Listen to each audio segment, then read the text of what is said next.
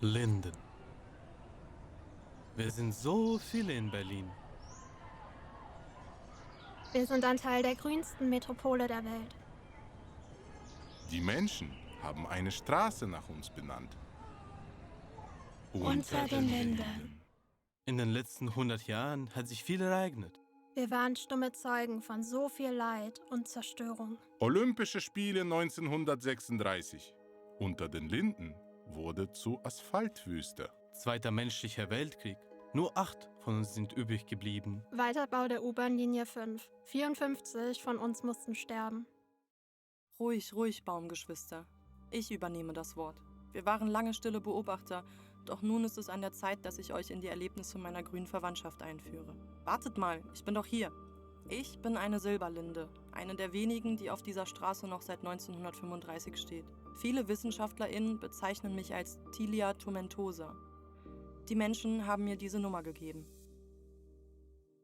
Wir Bäume spielen als Teil der Natur eine wichtige Rolle bei der kulturellen Entwicklung der Menschheit.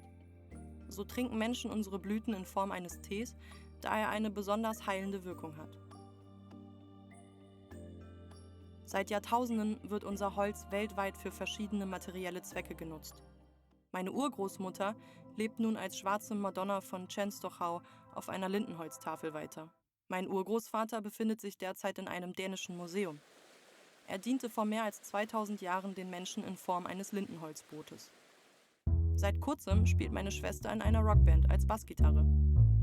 Nicht umsonst wird unser Holz auch Basswood genannt. Meine Verwandten sind also im menschlichen Alltag überall auffindbar. In Saunen, Möbelhäusern und Spielzeuggeschäften.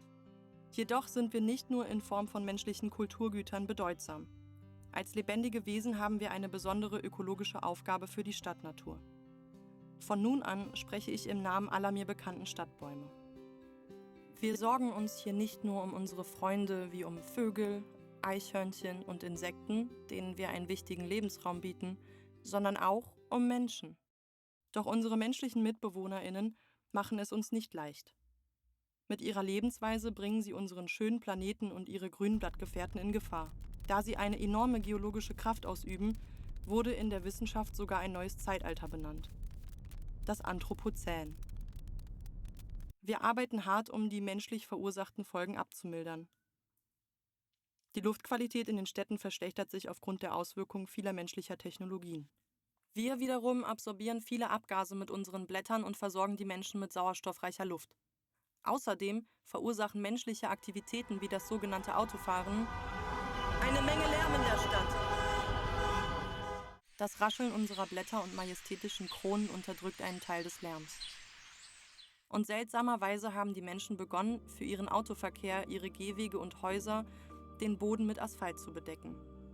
Dadurch geht nicht nur der Lebensraum für uns und unsere Tierfreunde verloren, sondern auch die Lufttemperaturen erhöhen sich.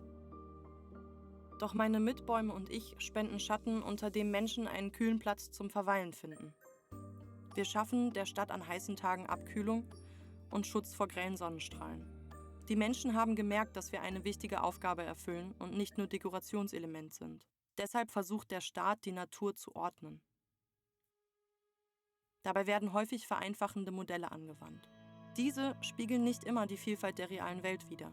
Ob wir leben, wo wir leben und wie wir leben, wird von menschlichen Nachbarn politisch und sozial bestimmt.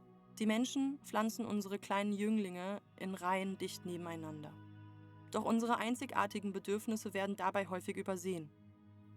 James Scott, der in unserer Baumgemeinschaft sehr bekannt ist, erinnert die Menschen auch an die Folgen, wenn unsere Komplexität bei der Verwaltung übersehen wird. Denn durch wissenschaftliche Vereinfachung werden wir häufig anfälliger für Krankheiten und Schädlinge. Das menschliche Wissen über uns wächst jedoch nicht einfach so auf den Bäumen, sondern entsteht durch komplexe Prozesse. Welche Machtverhältnisse die Wissenschaft strukturieren, erklärt Banu Subramaniam. Sie ist unter uns Bäumen eine wahre Berühmtheit. Und sie erinnert uns daran, dass wir nicht nur Objekte ökologischer Untersuchungen sind, sondern Teil von vielen Lebenswelten. Denn unsere zahlreichen sozialen, politischen und kulturellen Dimensionen sind nicht zu unterschätzen. Besonders in der Stadt sind diese Dimensionen spürbar und beeinflussen unser Leben und unsere Denkweise. Richtig gehört. Wir Bäume können denken. Sonst hätte ich euch die Geschichte nicht erzählen können. Kürzlich belauschte ich ein Gespräch zwischen 2 Studierenden über das Buch How Forests Think. Der Autor hat bemerkt, dass es eine gemeinsame Form des Denkens gibt, die nicht nur auf Menschen beschränkt ist, sondern auch zwischen uns und unseren NaturfreundInnen besteht. Das gilt allerdings nicht nur für Wälder, sondern auch für Städte. Für die Menschen sind nur bestimmte Zeichen von uns sichtbar. Unsere Lebensdauer, aber auch unsere Krankheitsanfälligkeit signalisieren, dass das Leben in der Stadt für uns nicht ganz einfach ist. Unsere Verwandten in den Wäldern leben Hunderte von Jahren, während wir in der Stadt selten 60 werden. Deshalb werden wir von einigen Menschen in der Stadt regelmäßig gepflegt.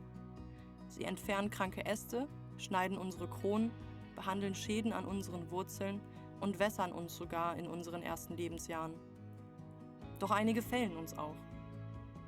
Aufgrund von Sanierung, Bauarbeiten oder Pflegemaßnahmen. Andere jedoch, unsere menschlichen besten FreundInnen, kämpfen um unser Leben. Dennoch steht möglicherweise in nächster Zeit für mich und 86 meiner Verwandten ein trauriges Schicksal bevor. Wir werden sterben.